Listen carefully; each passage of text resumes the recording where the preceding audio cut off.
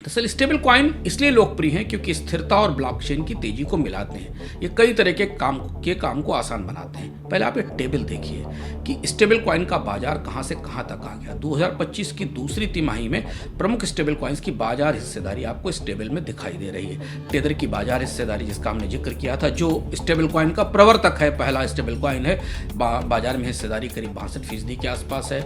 जो सर्किल का USD coin है जिसको यूएसडीसी कहते हैं, वो 24% का हिस्सेदार है। और इसके अलावा पीवाई यूएसडी, पेपैल का और एथेना का यूएसडी, इनकी अभी मामूली हिस्सेदारी है।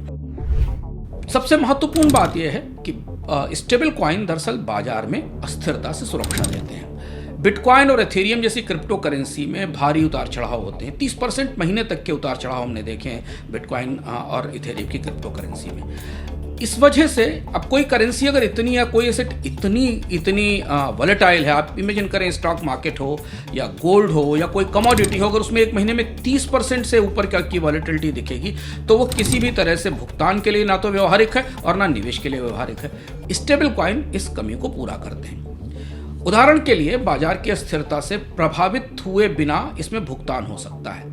पारंपरिक बैंकिंग की तुलना में इस पर 80% से कम लागत है और इसलिए इसे तुरंत क्रॉस बॉर्डर पेमेंट्स में इस्तेमाल किया जा सकता है। एक देश से दूसरे देश में से पैसा भेजा जा सकता है। दूसरी चीज़ है कि अगर बाजार अगर अनिश्चितता है, जो होते ही हैं, तो इस पर डिजिटल हेजिंग की सुविधा मिलती है।